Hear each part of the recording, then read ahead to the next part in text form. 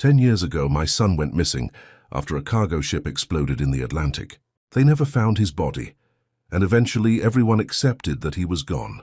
But at 4:07 a.m., my phone rang unexpectedly. The voice on the other end sounded like it had crawled out of a grave. "Dad, I'm at Harbor Gate 7. Please come get me." For a second, I forgot how to breathe. My name is Lester Harrington. I'm 68 years old, and for the last decade, I've lived with a pain no amount of money could fix. People knew me as the founder of Harrington Maritime Holdings. They saw the waterfront mansion, the private docks, and the company that controlled cargo routes across half the Gulf Coast. What they didn't see was the empty seat at every family dinner, the unopened birthday cards, the photographs I still couldn't bring myself to move. 10 years earlier, my son Soren had vanished when a cargo vessel exploded in the Atlantic. No body was ever recovered. No final goodbye was ever spoken. Just a phone call from the Coast Guard, and a grief that never fully healed. So when that voice called me at 4:07 in the morning, every instinct inside me screamed that it was impossible. Yet 20 minutes later, I was driving through the dark streets of Galveston toward Harbor Gate 7. The port was quiet except for the distant groan of machinery and the sound of waves striking steel hulls. Under a yellow floodlight stood a lone figure, thin, wearing a weathered sailor's coat. As I stepped from my car, he turned toward me. My heart nearly stopped. The eyes, the jawline, the scar above his eyebrow, even the way he stood looked exactly like my son. "Dad," he whispered. The words seemed to hang in the cold air. I walked toward him slowly. Every logical part of my brain told me this couldn't be real. But grief has a way of overpowering logic. When I reached him, I wrapped my arms around him. For a moment, I wanted to believe. For one beautiful second, I wanted to believe that miracles existed. Then I noticed something tiny, something nobody else on Earth would have recognized. Since the age of 7, Soren ended every hug the same way. 3 quick pats on my back. 1, 2, 3. He did it when he left for college. He did it after baseball games. He even did it the morning he disappeared. This man hugged me tightly, but the 3 pats never came. Not once. A chill moved through me. I kept my face calm, kept my voice steady, and slowly pulled away. "Let's get you home, son," I said. Relief flashed across his face, the kind of relief a man shows when the first stage of a plan succeeds. As we drove toward my mansion, he began telling me stories. Fishing boats, memory loss, years spent trying to remember who he was. The story sounded convincing, almost perfect. Too perfect. Every answer arrived exactly when needed. Every detail sounded rehearsed. Then another warning sign appeared. He called me father. Not dad. Not once. Always father. The real Soren had never called me that a single day in his life. By the time we reached home, I knew one thing with absolute certainty. The man sitting beside me wasn't my son, but someone had spent years making sure he looked exactly like him. And before dawn arrived, I had already decided something. I wasn't going to expose him. Not yet, because whoever sent him had made a terrible mistake. They thought they were trapping a grieving old man. What they had actually done was walk straight into mine.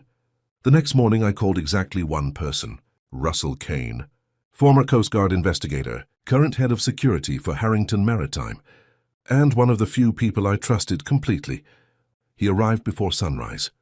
I told him everything. The phone call, the reunion, the missing 3 pats, the strange use of father. Russell listened without interrupting. When I finished, he leaned back in his chair. "You think he's an imposter?" "I know he is." Russell nodded slowly. "Then let's prove it." For the next 2 weeks, we played a dangerous game. I acted like a grateful father reunited with his long-lost son. Meanwhile, Russell investigated every detail of the man's story. The stranger called himself Soren. He knew family birthdays, old addresses, names of childhood friends, even stories that weren't publicly available, which meant whoever prepared him had access to private information. A lot of it. That realization bothered me more than anything. This wasn't random. This was planned, carefully, expensively, professionally.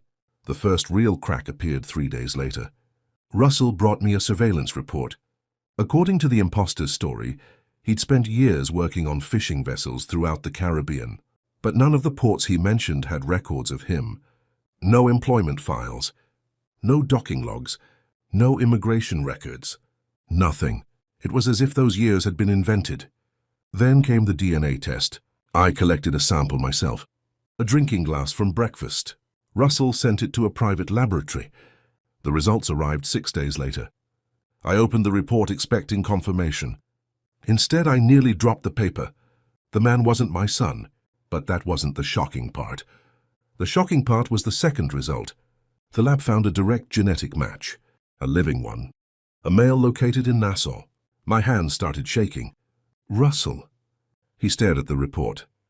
I know. My son is alive. For 10 years I had mourned him. 10 years. And now a laboratory report was telling me he was breathing somewhere in the Bahamas. The room felt too small, too bright, too impossible. But the answers came quickly after that. Because once Russell knew where to look, everything started unraveling. The imposter's real name was Thane Prescott, a struggling actor.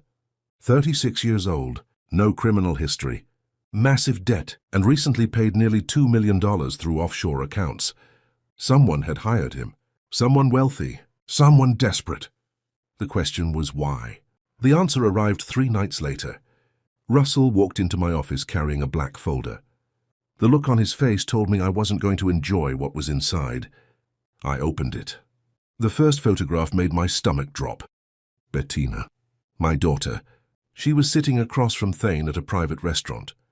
The timestamp showed the meeting happened almost 2 years earlier. I turned another page, then another. Meeting after meeting, month after month, training sessions, voice coaching, behavioral studies, medical consultations, plastic surgery appointments. Every page revealed the same horrifying truth. Bettina hadn't found the imposter. She had built him. For nearly 2 years, she had been transforming Thane Prescott into a replacement version of her missing brother. I sat in silence for a very long time, not because I couldn't understand it, because I could. Too well. Bettina had always believed the company should belong to her. She'd spent years resenting the fact that Sorin remained the primary heir even after his disappearance. As long as there was hope he might return, certain provisions inside the family trust remained frozen. A living Sorin changed everything, even a fake one. If she could convince me he was real, control of significant voting shares would eventually shift. The company, the estate, the board, everything. If you've ever been betrayed by someone you trusted completely, subscribe, because the deepest wounds rarely come from strangers. Then Russell discovered something even worse. Thane had secretly recorded everything.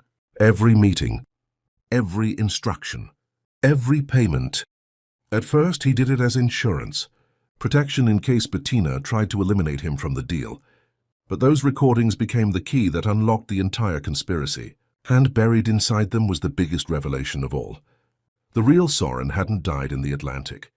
After the explosion, he'd survived, injured, disoriented, unable to remember who he was. For years he lived under another identity in Nassau. And according to the newest report sitting on my desk, he was finally starting to remember. I stared out the window toward the harbor. My son was alive. My daughter had tried to replace him. And in less than 1 week, both truths were going to collide inside the most important board meeting in company history. Because Bettina believed her plan was about to succeed. What she didn't know was that the real Sorin was already on his way home. The board meeting began at 9 sharp. Every executive seat was filled. Lawyers lined one side of the room. Board members filled the other. At the center sat Bettina, confident, relaxed, victorious. Beside her sat the man pretending to be my son. Thane Prescott, the fake Sorin. Both of them believed the hardest part was over. They couldn't have been more wrong. When the meeting officially started, Bettina stood and smiled. I think today marks a new chapter for Harrington Maritime. Several board members nodded politely. Then she gestured toward Thane. My brother's return changes everything. I almost laughed. Instead, I stood. Actually, I said calmly, I have a presentation of my own. The room fell silent. A large screen behind me lit up. The first image appeared. Photographs of Bettina meeting Thane, then financial transfers, voice coaching sessions, Plastic surgery records, offshore payments, one piece of evidence after another. The confidence vanished from Bettina's face. Thane looked ready to faint. Gasps spread throughout the room. Board members stared at the screen in disbelief. Then came the recordings. Bettina's own voice filled the boardroom, explaining how she planned to replace her missing brother, explaining how control of the company would eventually shift, explaining exactly how she intended to fool me. The silence that followed felt endless. If you've ever been betrayed by someone you trusted with your heart, subscribe, because truth always survives longer than deception. Then the boardroom doors opened. Every head turned. A man stepped inside, older, thinner, weathered by years of hardship. But I recognized him instantly. So did Bettina. So did Thane. So did every part of me that had spent 10 years hoping. "Soren," I whispered. My son looked at me and smiled. The real smile, the one I'd spent a decade missing. Tears filled my eyes before I could stop them. Across the room, Bettina looked like the ground had disappeared beneath her. The truth had arrived. Alive, breathing, impossible to deny. Within minutes, company attorneys escorted Bettina from the boardroom, pending criminal investigation. Thane agreed to cooperate fully and turned over every remaining recording. The conspiracy collapsed faster than it had been built. Later that evening, Soren and I stood alone on the harbor watching the sunset. Neither of us spoke for a long time. We didn't need to, because after 10 years of grief, questions, and loss, the only thing that mattered was that he was finally home.